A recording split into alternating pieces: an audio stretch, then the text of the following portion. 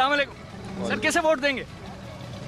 हम तो इंशाल्लाह पीटीआई। पीटीआई को, क्या वजह है? पीटीआई का मैं देख रहा हूँ कि यहाँ जो सपोर्टर है वो काफी बढ़ता हुआ नजर आ रहा है, क्या वजह है? इसलिए कि अब नई तब्दीली देखना चाहती है अवाम। अच्छा, इंशाल्लाह वोट पीपल्स पार्टी ने काम नहीं किया? पीपल्स पार्टी का पूरा ऑर्डर हम थे, हमारा घराना पूरा था, लेकिन कुछ भी जो है नहीं। अब्दुल शकूर शाद साहब ये पहले पीपल्स पार्टी के अंदर थे, सरकर्दा रहनुमा थे, इस दफा वो पीटीआई के टिकट से लड़ रहे हैं मैदान में, तो आप समझते हैं अच्छे कैंडिडेट है पीटीआई के?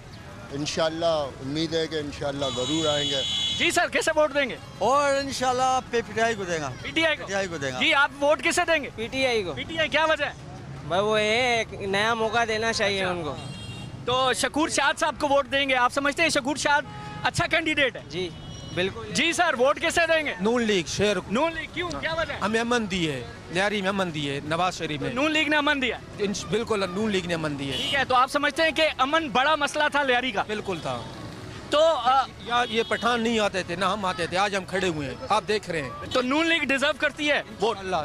इंशाल्लाह। कुछ और लोगों की राय लेते हैं। अस्सलाम वालेकुम। वालेकुम। सर, वोट किसे देंगे 25 जुलाई को? नून को देंगे इंशाल्लाह। क्या वजह है? कि अमन कराची में, पाकिस्तान में अमन हुए है, भारतीय नून लेके देंगे, तो अमन का वोट देंगे?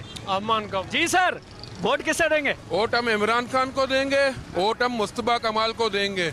मुस्तफा कमाल ने कराची को जिस अपने दौर में 4 सालों में बनाया था, उसके बाद कराची खंडरात बनाए।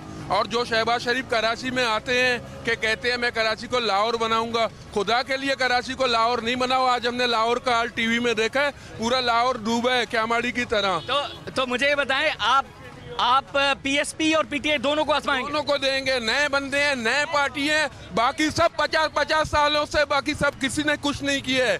हम इनको आजमाएंगे, इमरान खान और मुस्तफा का।